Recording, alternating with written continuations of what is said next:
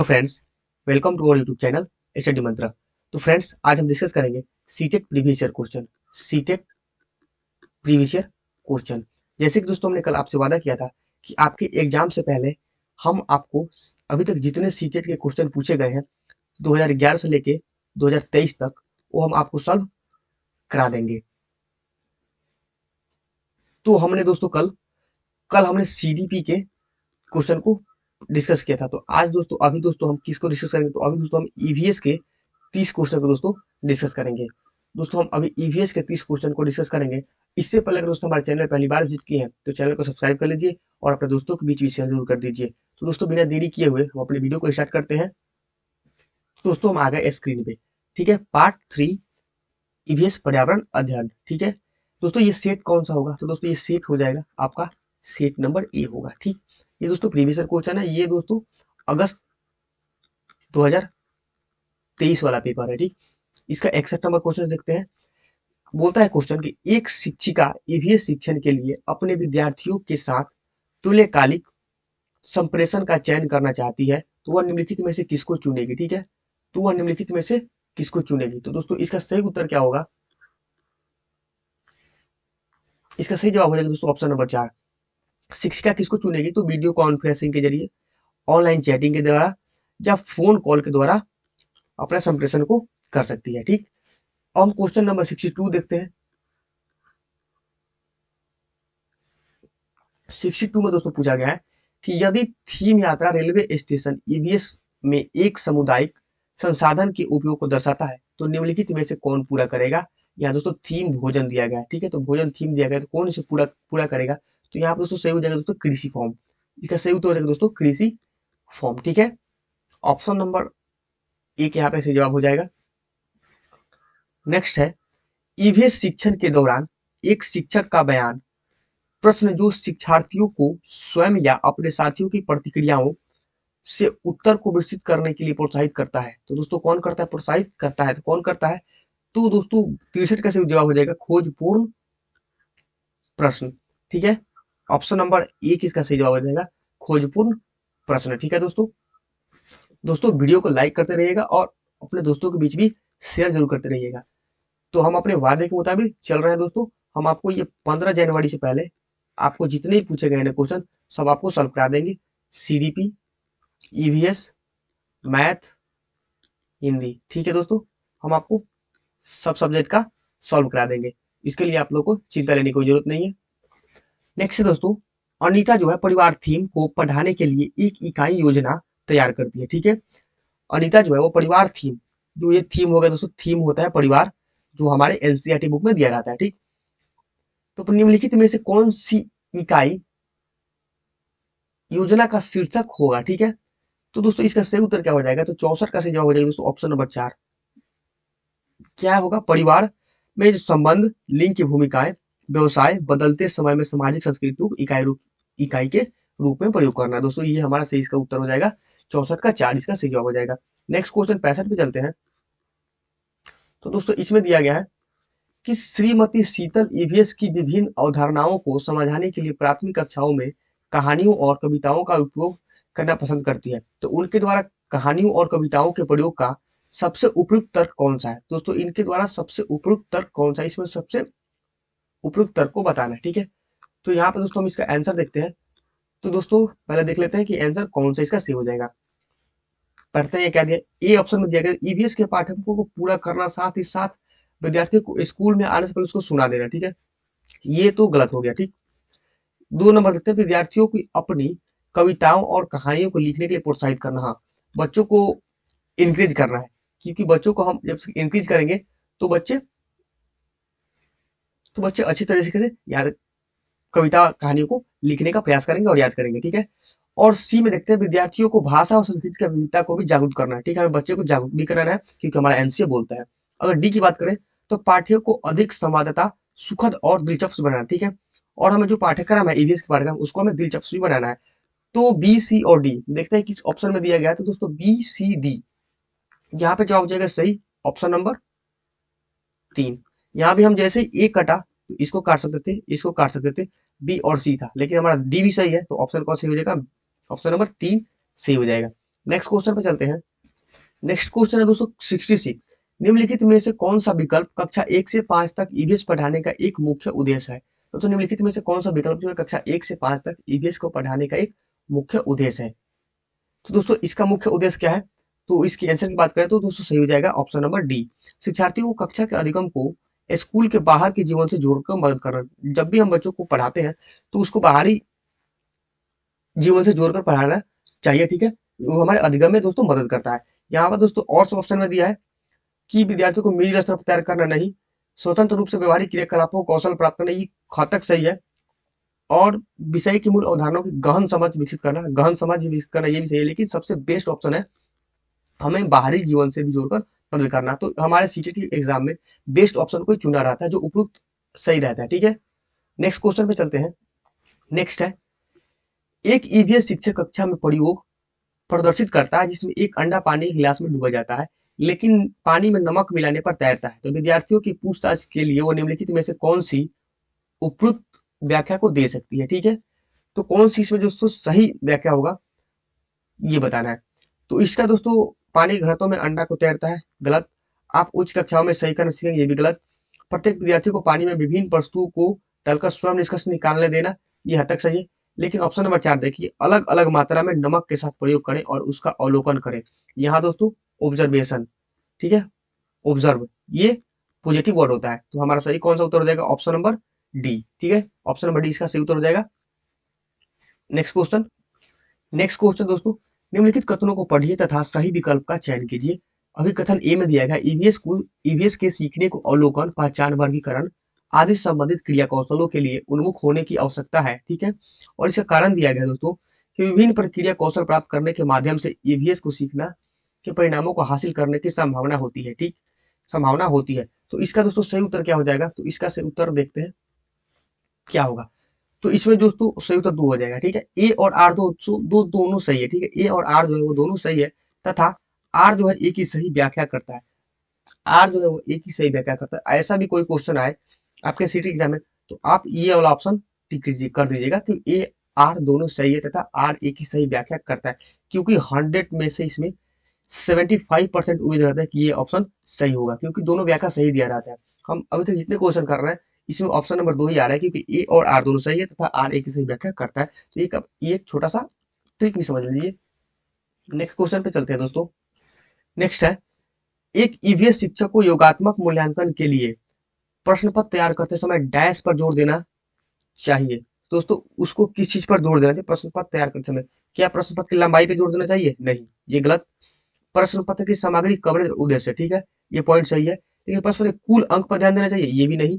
लंबाई पर नहीं। तो ऑप्शन नंबर इसका 2 ही सही हो जाएगा। प्रश्न पत्र की सामग्री और कवरेज और उसका उद्देश्य पे ध्यान देना चाहिए। किस उद्देश्य से दोस्तों प्रश्न पत्र को तैयार किया जा रहा है, उसका कवरेज के बारे में भी रखना चाहिए। तो 69 का सही उत्तर जवाब हो जाएगा दोस्तों ऑप्शन नंबर 2, ठीक। नेक्स्ट क्वेश्चन है, कक्षा 3 के विद्यार्थियों के लिए ईवीएस में निम्नलिखित में से कौन सा सीखने का परिणाम अधिगम का प्रतिफल नहीं है? ये पॉइंट ध्यान रखना दोस्तों, कौन सा प्रतिफल इसमें नहीं है। तो यहाँ दिया गया अच्छे और बुरे स्पर्श पर अपनी राय को व्यक्त करना चाहिए, ये बात सही है, ठीक है। 2 नंबर दिया दो, कुछ स्थानीय इनडोर आउटडोर खेलों के नियमों को अवलोकन करना चाहिए, सही है। कक्षाओं को दिशाओं की पहचान करना चाहिए, ये भी सही है। तो गलत कौन सा है? तो ऑप्शन नंबर 2 ही गलत है, क्योंकि देखे गए अनुभव किए गए मुद्दों को आवाज उठाना और जिस समाज को प्रथाओं के संबंधित करना, जैसे सुबह को मतभेद, ये दोस्तों आ गया मतभेद। यही पूछा है कि इसमें कौन सा नहीं करना चाहिए अधिगम प्रतिफल में, तो यही नहीं करना चाहिए। बाकी ये सही है, ठीक। नेक्स्ट क्वेश्चन पे चलते हैं। नेक्स्ट क्वेश्चन है 71। कक्षा 3 से 5 तक के अपने विद्यार्थियों के लिए ईवीएस पाठ्य पुस्तकों का चयन करना है। इस उद्देश्य के लिए निम्नलिखित में से कौन सा मानदंड सबसे उपयुक्त होगा, ठीक है। इसमें सबसे उपयुक्त चुनना है। तो इसका सही उत्तर देगा दोस्तों ऑप्शन नंबर डी, क्योंकि पाठ्य पुस्तक बाल्य उन्मुख होनी चाहिए तथा लिंग, जाति, वर्ग, धर्म आदि के आधार पर किसी भी रूढ़िवादिता या अपमानजनक व्यवहार से रहित होना चाहिए, ठीक है। ये ऑप्शन सही है। 71 का 4 हो जाएगा। नेक्स्ट क्वेश्चन है क्वेश्चन नंबर 72। निम्नलिखित कथनों को पढ़िए तथा सही विकल्प का चयन कीजिए। ये कथन दिया गया है ऑप्शन ए और यहाँ कारण दिया गया, ठीक। तो दोस्तों इसका सही जवाब कौन सा हो जाएगा? तो इसका सही जवाब जाएगा 72 का कौन सा सही जवाब हो जाएगा? इसमें 3 हो जाएगा, क्योंकि ए और आर दोनों सही है परंतु आर ए की सही व्याख्या नहीं करते दोस्तों। ये वाला मैंने बताया था ना कि 100 में से 75% सही होता है कि व्याख्या सही है, लेकिन यहाँ पे दोस्तों व्याख्या जो है आर वाला, ये व्याख्या आर सही नहीं है, तो इसका सही उत्तर हो जाएगा ऑप्शन नंबर 3। नेक्स्ट क्वेश्चन, यदि आप ईवीएस के शिक्षार्थियों के लिए व्यवहारिक गतिविधियों को प्रोत्साहित करना चाहते हैं तो निम्नलिखित में से कौन सी क्रिया जो है सबसे उपयुक्त है। निम्नलिखित में से कौन सी क्रिया दोस्तों सबसे उपयुक्त है, ठीक है। तो ग्लोब पर नक्शा पढ़ना ठीक है, विभिन्न देशों के सिक्कों को अंकित करना ये भी सही है, और ये तो सही है, एक चार्ट पर विभिन्न पौधों को भागों को चित्र बनाना, एक ही चार्ट पे नहीं, उपलब्ध सामग्री से ईवीएस किट को विकसित करना चाहिए, ठीक है। ये सबसे इसमें सब ऑप्शन से बेटर ऑप्शन ये ऑप्शन नंबर 3 है, तो ऑप्शन नंबर 3 इसका सही जवाब हो जाएगा। नेक्स्ट क्वेश्चन चलते हैं। इसमें दिया गया दोस्तों कि ईवीएस के लिए रचनात्मक आकलन डैश है। इसमें ईवीएस के लिए फॉर्मेटिव असेसमेंट में क्या है, ठीक। तो इसका सही उत्तर दोस्तों रचनात्मक आकलन ये होता है सीखने के लिए आकलन को बोलते हैं, और यहाँ सीखने के अधिगम के रूप में आकलन, ठीक है। तो ए और सी हमारे इसमें से हो जाएगा, कहाँ पे दिया गया है, तो ए और सी दोस्तों ऑप्शन नंबर 3 में दिया गया है। तो रचनात्मक आकलन सीखने के लिए आकलन होता है या अधिगम के रूप में आकलन होता है, ठीक है। इसे हम फॉर्मेटिव असेसमेंट कहते हैं। नेक्स्ट क्वेश्चन है, निम्नलिखित कथनों को पढ़िए तथा सही विकल्प का चयन कीजिए। ये दोस्तों कथन दिया गया है, कथन ईवीएस के क्षेत्र भ्रमण प्रभावी शिक्षण शास्त्रीय रणनीति है।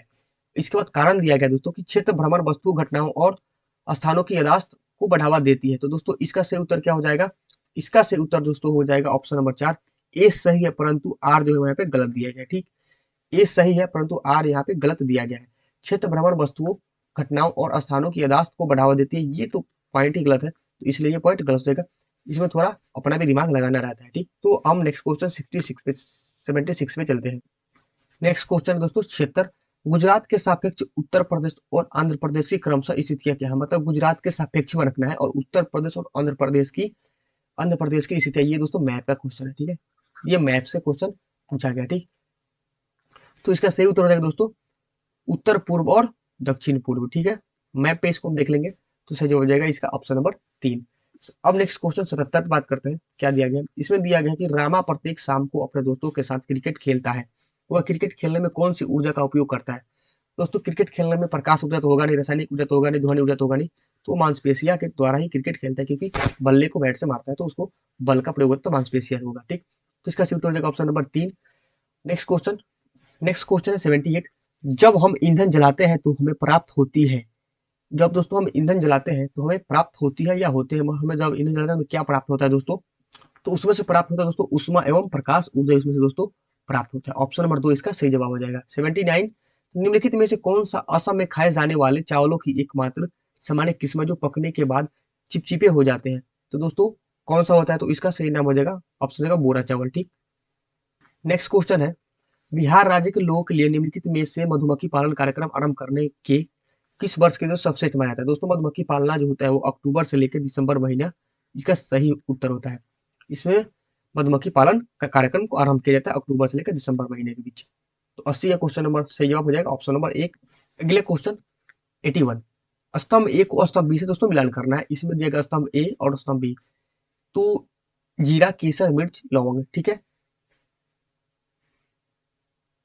तो दोस्तों जीरा हो जाएगा छोटा परंतु खुशबूदार, केसर हो जाएगा दोस्तों कहाँ, केसर पीले रंग का हो जाएगा, मिर्च मिर्च दोस्तों हो जाएगा दक्षिण अमेरिका से उत्पत्ति, और लौंग लौंग दोस्तों कहाँ हो जाएगा से एक बचा किल की तरह दिखता है, ठीक। तो इसका सही जवाब हो जाएगा ऑप्शन नंबर कौन सा 2, 1 के 4 यहाँ पे गया 2 में हो जाएगा। नेक्स्ट क्वेश्चन पे चलते हैं। नेक्स्ट क्वेश्चन है दोस्तों 82। बंगाल की खाड़ी का तटवर्ती राज्य केंद्र शासित प्रदेश है, तो दोस्तों बंगाल की खाड़ी का तटवर्ती केंद्र शासित प्रदेश कौन सा है, तो इसका सही जवाब हो जाएगा 82 उड़ीसा, ठीक है दोस्तों। इसका सही उत्तर हो जाएगा तो कौन सा उड़ीसा, इसका सही जवाब हो जाएगा। नेक्स्ट क्वेश्चन 83 पे चलते हैं। नेक्स्ट क्वेश्चन है 83, जंगलों के बारे में निम्नलिखित कथनों पर विचार कीजिए, ठीक है दोस्तों। जंगलों के बारे में निम्नलिखित कथनों पर विचार कीजिए। कुकरू भाषा में तोरंग का मतलब जंगल होता है, दोस्तों हाँ ये ऑप्शन सही है, कुकरू भाषा में दोस्तों तोरंग का मतलब जंगल होता है। झारखंड में ग्राम परिषद पंचायत लॉटरी के माध्यम से यह तय करती है किस परिवार को कृषि के कितने भूमिका मिली, गलत बात है। जंगल अधिकार कम 2007 में उन लोगों को अधिकार दिलाता है जो कम से कम 15 वर्षों के लिए जंगल में रहते हैं, ये बात गलत है, तो ऑप्शन नंबर ए सही है, तो ये गलत। बाकी देखते हैं, मिजोरम में लगभग 3/4 लोग जंगल से जुड़े हुए रहते हैं, ये भी सही है, तो ए और डी सही है, तो कौन सा सही हो जाएगा दोस्तों ऑप्शन नंबर 4 सही हो जाएगा, ए और डी, ठीक है, ए डी सही हो जाएगा। नेक्स्ट क्वेश्चन पे चलते हैं 84 दोस्तों, 24 ग्राम ml घनत्व और 6 ml आयतन वाली वस्तुओं का द्रव्यमान क्या होगा? दोस्तों 144 ग्राम इसका सॉल्व करने पे आ जाएगा। क्वेश्चन है 85। सांपों के बारे में निम्नलिखित कथनों पर विचार कीजिए तथा निम्नलिखित में से गलत कथन को चिन्हित कीजिए। ठीक है, गलत कथन को सांप के बारे में बताना है। ठीक है, तो सांप जो तो अपने भोजन को शिकार को पूरा निगल जाता है, ये बात सही है। सांपों के दांत नुकीले होते हैं, ये बात सही है। लेकिन जहरीले सांपों के डसने वाले दांत होते हैं, ठीक है, यही बात सही है। लेकिन वो अपने शिकार को चबाकर खाते हैं। दोस्तों सांप जो अपने शिकार को चबाकर नहीं खाता है, वो निगल जाता है। तो ऑप्शन नंबर डी इसका सही जवाब हो जाएगा। नेक्स्ट क्वेश्चन है दोस्तों 86 नंबर।